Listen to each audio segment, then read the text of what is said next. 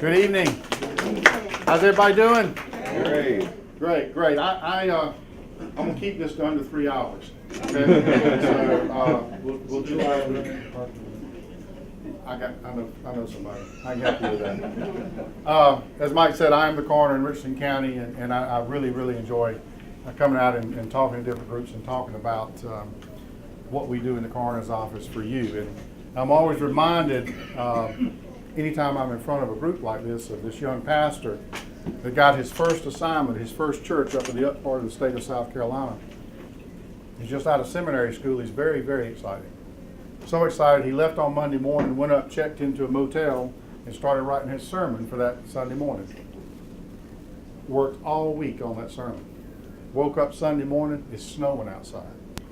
He's a little discouraged, not really sure what's going to happen. So he drives on over to the church, pulls in the parking lot. There's one pickup truck in the parking lot. He walks on inside and he looks around. There's one gentleman sitting on the back row of the church. It's a Baptist church.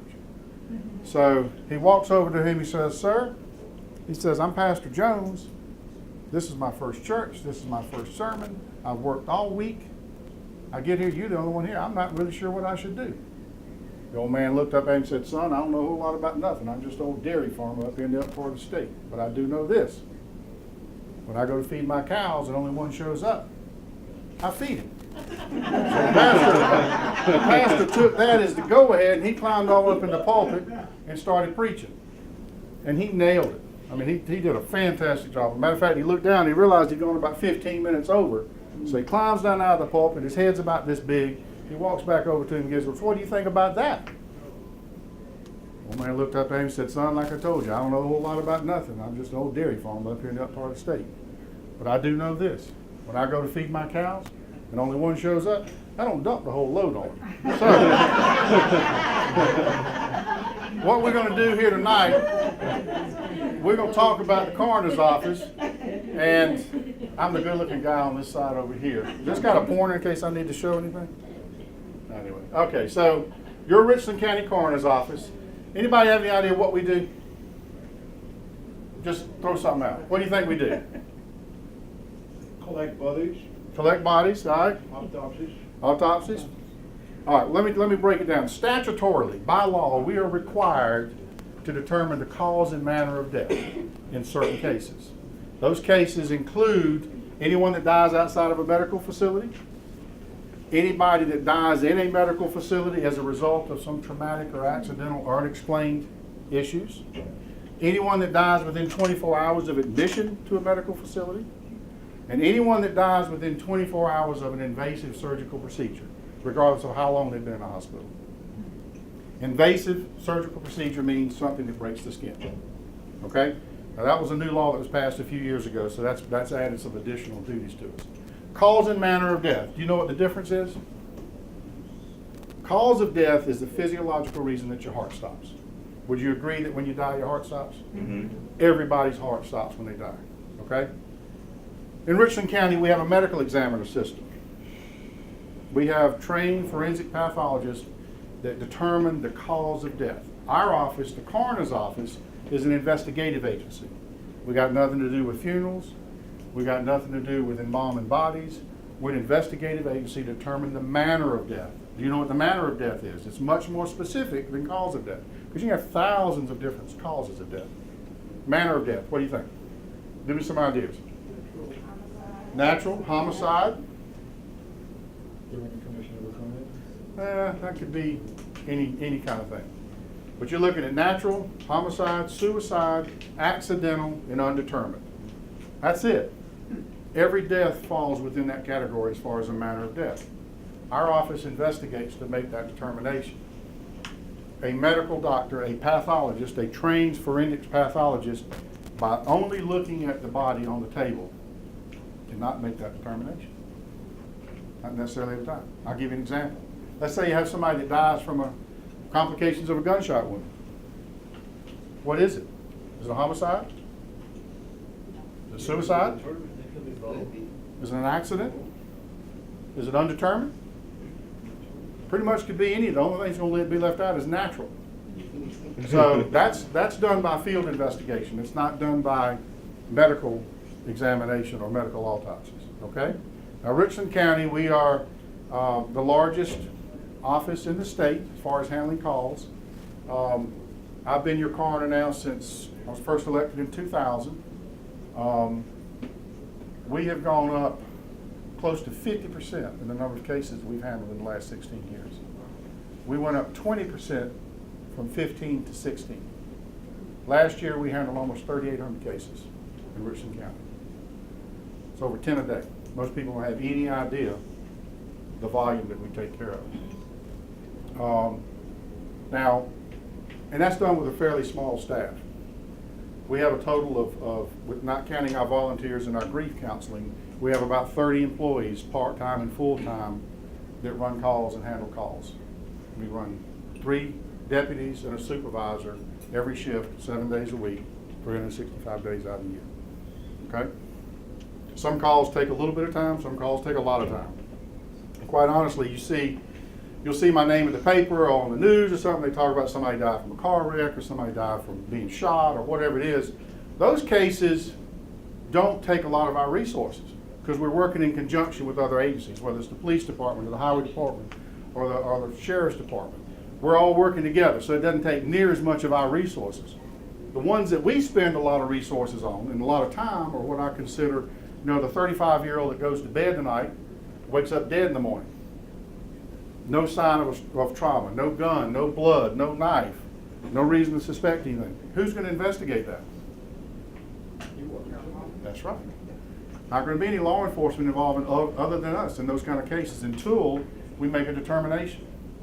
In the county, over the last 12, 14 years, we've even gotten down to the point that the sheriff's department won't come to a scene unless we call it. And the reason for that is, number one, we have created this level of confidence that our investigators know what they're doing, number one. And number two, that allows the deputies to stay on the road where they need to be, doing things they need to be doing.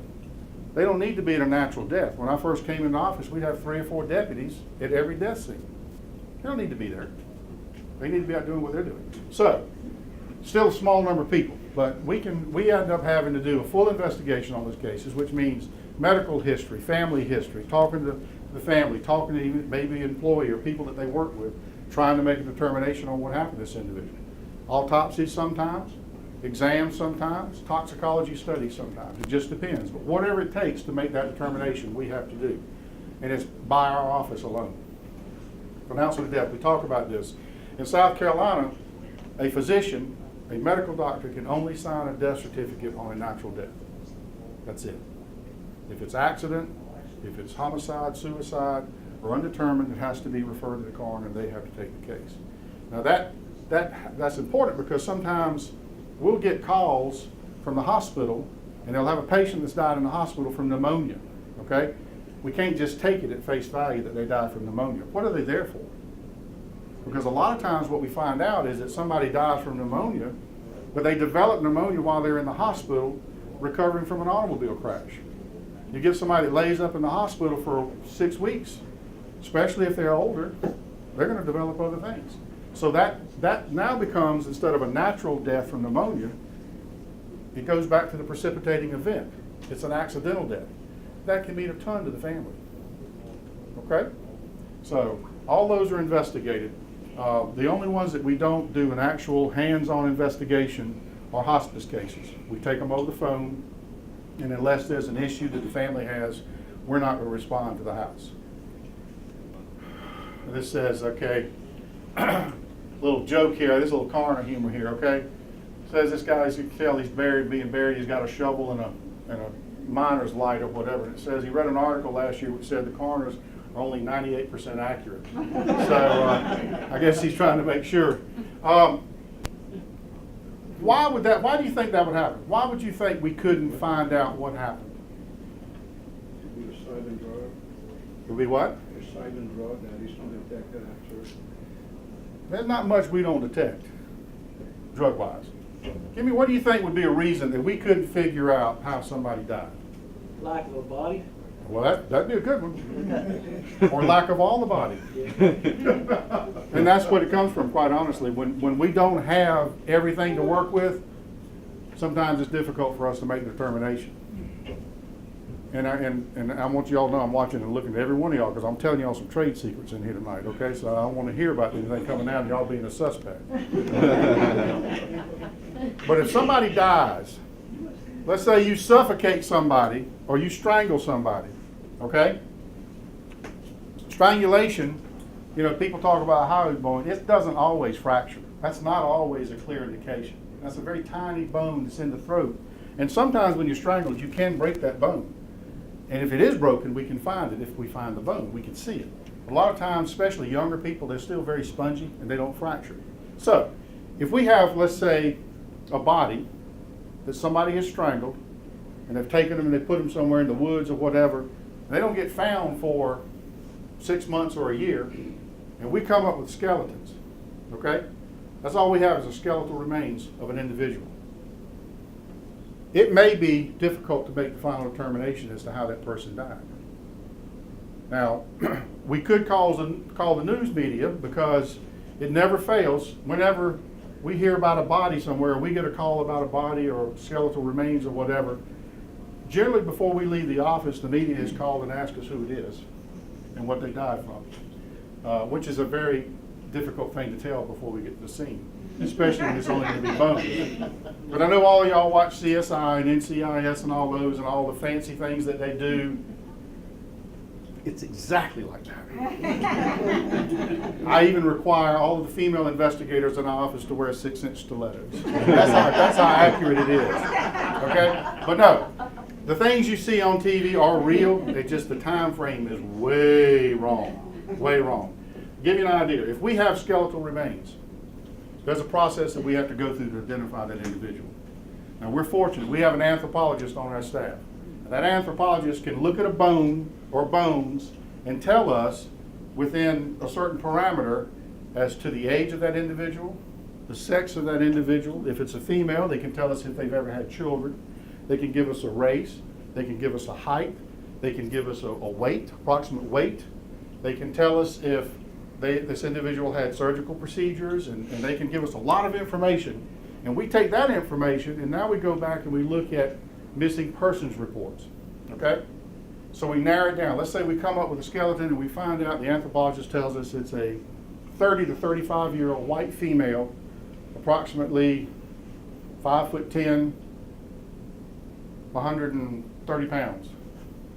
So we take that information and we go and we look at missing persons report. We work with the Sheriff's Department, SLED, the FBI, Center for National Missing Children, all these things. We have all this data that comes into our office. And once we narrow it down to a certain parameter, we can go back and look and say, all right, we've got 6 people that sort of match this general outline of who this is. Then we take that and we go and say, okay, do these people have dental x-rays that we can get a hold to? Because we can make a positive ID from dental x-rays. Do they have certain x-rays? Your sinus cavities, taking x-rays from the front of your face, if we can match that up, we can identify somebody positively. But all this takes time. And I say that because it doesn't happen in a commercial break. It may take 3 or 4 days, it may take 3 or 4 months, it may take 3 or 4 years. We'll even go as far as doing full facial reconstruction. Sometimes you'll see a face that we'll put on that we've done a reconstruction or had a reconstruction done by artists, forensic artists that can do that. It's amazing the things they can do.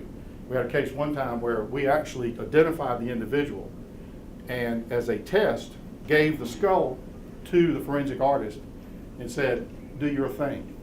And I've got that in my office.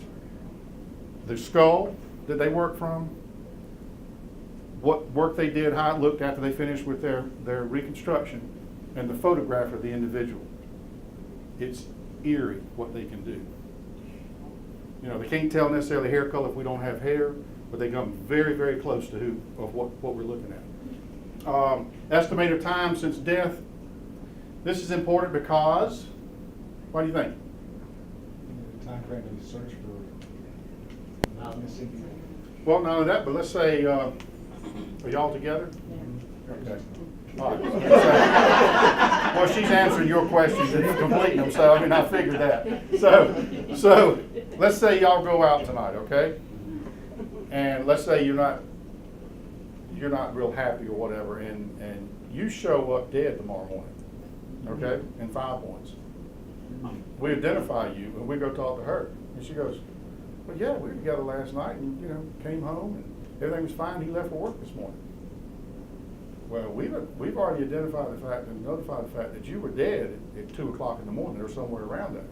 You've got some explaining to do, okay? And so, Yeah, Liz. that's right. So the time of death is important in the sense of establishing alibis, or if it's possible, making sure somebody's story from the criminal side of it, what it is. Now, we're not down to again, going back to CSI, we can't say from 7:07 to 7:08.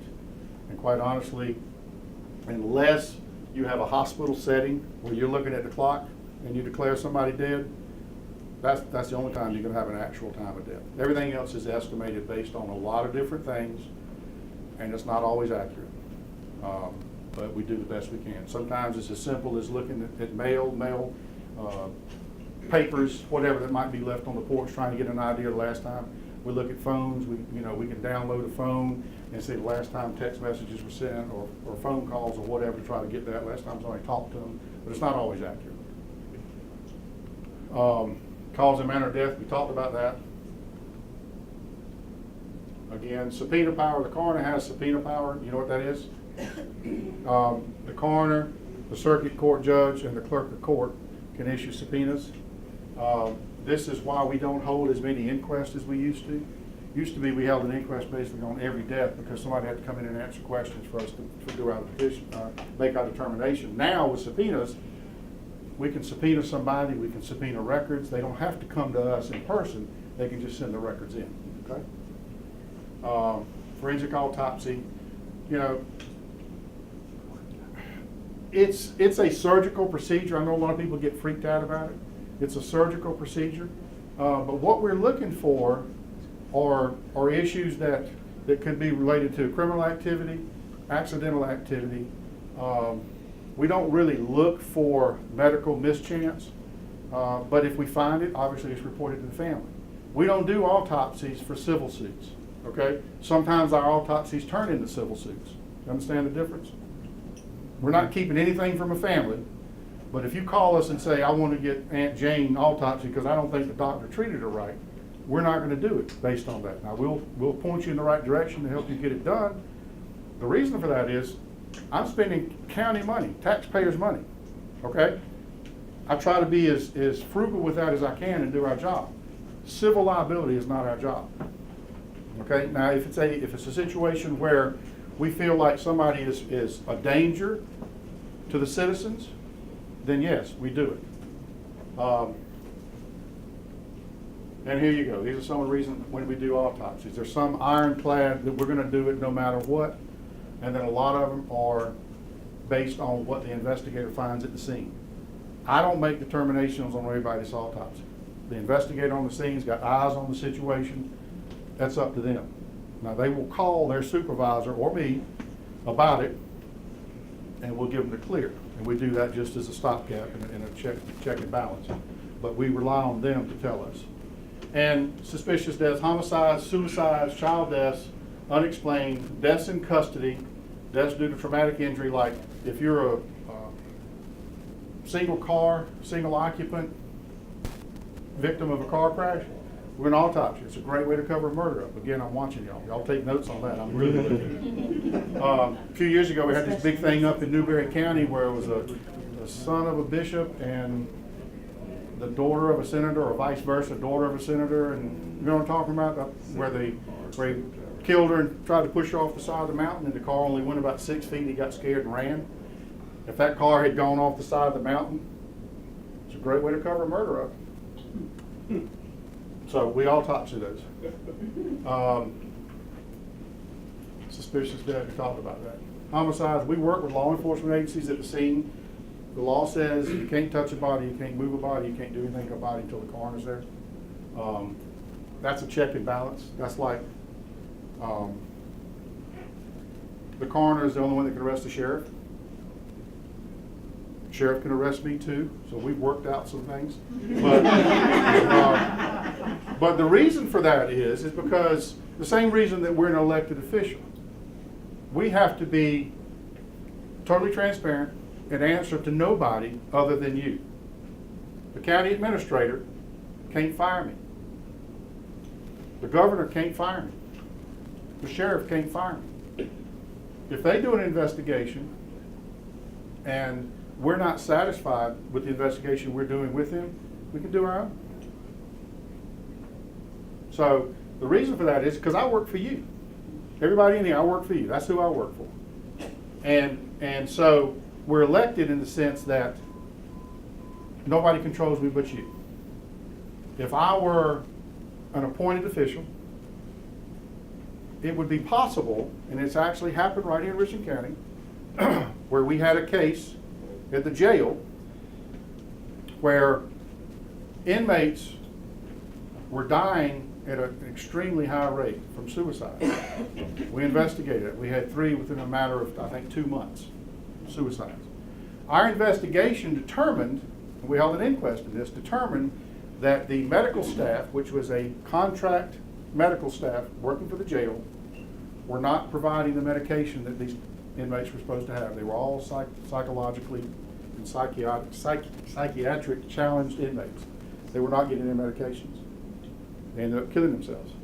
And on top of that, they falsified the records to show that they supposedly had given them the records. Now, we uncovered that. That company got fined. Richland County got sued. And they lost money on that. I tell you that not to say that it was good that Richland County got sued, but the point is, had I been unappointed or hired by somebody at the county, it'd be very easy to pick the phone up and say, hey, you really, really like your job. You really don't need to look at this too much more. Those kind of things could happen. Never happened here, but they can't happen when I don't work for anybody but you. Children's death, the worst thing we absolutely deal with is children's death. It's horrific. One thing I will tell you about this is that I have seen so many children of ours in this county die from unsafe sleep environments. Co-sleeping with parents, co-sleeping with siblings, co-sleeping with pets. That is not for a baby. I'm talking about an infant.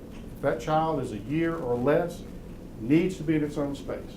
And that could even be, if you don't have a crib or a bassinet, it's safer to take a drawer out of a dresser, put a towel in the bottom of it, and lay that baby in that drawer on its back than it is to have it somewhere else. That's a totally preventable death. We had a run of them in January. We had 9 babies die in January. 9 this year. 1 month, 9 babies. Because of that. Because of that. Because here's what happens. You know, I've got kids. I know they can wear you out. Wear my wife out. Especially if you're a single mom or you've got more than one child, you're a busy mom, you're working all day, you're keeping the house up or whatever, that child is feeding every 4 hours, you're exhausted, you put the baby to bed with you to feed the baby, you fall asleep, and you roll over on that baby does not have the strength or the ability to get you off of it. The other thing you need to look at, your trachea, what you breathe through, it's about the size of your little finger. Same for the baby. Look how small that would be on a baby. Next time you look at a baby's little finger. That's what the air's going down. It takes nothing to cut that air supply off. And it's very, very easy to happen. And it's so tragic for the family. So I tell everybody, no co-sleeping. Okay? Yes? Is that, if that happens like that, is that a criminal charge for the parents? It can become criminal depending upon if the individual, the caretaker, whoever it is taking care of the child, is drunk, on drugs, or something like that. Then yes, it could become. But otherwise, it's a terrible accidental death that's totally preventable. And I'm gonna tell you, when you look at those parents and you tell them what happened, and they realize it might take them a second, but then it clicks of what happened. I don't know that you could do anything criminally to them that would bother them anymore, that would hurt them anymore. Deaths in custody, people want to know. I mean, if somebody dies in an electric chair or by lethal injection, by law we have to autopsy them. There's certain things that we have to do, like I said, children's deaths in custody, we autopsy. Traumatic injuries, we talked about that. External exams, if we don't do an autopsy, and we're signing the death certificate, we're going to do a very minimal external exam. This is when the forensic pathologist does the exam. We draw fluids, we run toxicology tests, we do all those kind of things. Manner of death, we talked about it. Forensic toxicology, we talked about that. Now, we do toxicology at 2 different locations. Some's done at SLED, some's done at a private lab because of the speed. But we run several panels that look for literally hundreds and hundreds of different items that can cause a death. We've seen a tremendous increase in heroin overdoses right here in little old Richland County lately. A lot of that's due to some reclassification of some of the more powerful pain medications, and people are no longer to get the amount of pain medicine they used to get, so they're reaching out to sources outside the home, on the street.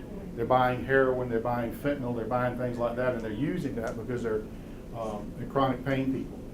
And obviously heroin and other drugs like that you buy on the street, you have no idea what you're getting. You don't know the potency of it.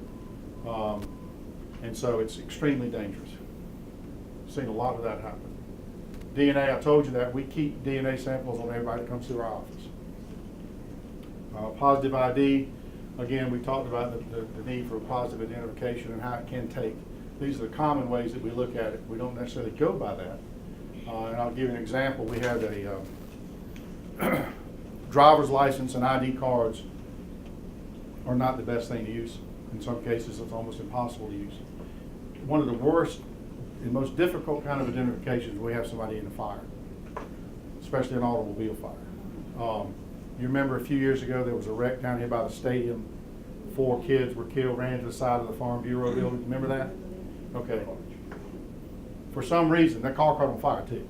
But for some reason, we found 8 identification cards in that car. 8 different identification cards. Now, when something like that happens and we have a general idea that it could be, we end up having to go and talk to those people and say, you know, this is what's happened. We don't know for sure this is your son or your daughter, but we have an identification card that says that's who it is. These people were killed in a car crash, there was a fire. We're going to need to make positive identification through some other means. Obviously, you've destroyed that family when you tell them that. And then to find out that was a fake ID, that it was a friend's card, friend's ID. We actually were talking to one set of parents, and the daughter walked in. She had given her ID card to a friend to use. So we don't always go by driver's licenses unless we've got a pretty good ID from that. Anthropology, we talked about that, how cool that is. It really is. It amazes me what Bill can do with a bone. Notification, our care team, I bring this up because this is the volunteer aspect of our office. I always talk about it because it's something that anybody can do that has a heart. If you die in a violent action, if you're a victim of a crime, there are victim advocates that are assigned through the law enforcement agency that's handling that crime, or the solicitor's office. They walk you through the process, the court process, and other things. There's a support group. If you die in Richland County from so-called natural causes, there are no victim advocates assigned to you, or there weren't. There's very, very little difference in the grief process. If somebody dies, you're going to go through that same grief process. There might be some difference as to how they died, but the family's still going to go through that. The care team are volunteer grief counselors.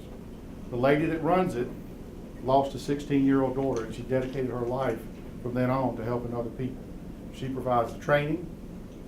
We provide schedules. We provide you with the opportunity to be on that schedule, serve families. We won't ever put you in a situation where you're in danger if you ever feel like it, you leave. But we're moving into a new facility. That facility is going to allow us to have a care team person on the grounds every time we're there. So basically from 8 to 5, Monday through Friday. The care team member will be there when a family comes in to pick up personal property, or when they come in to talk about a case or whatever. We'll be able to have a care team member with them. So we're always looking for volunteers. If you're interested, there's numbers in the back of that book. There's also a section in the book about the care team. Call Dr. D. We'll get you hooked up with that. Okay? Thank y'all very much. Okay. Have a good night.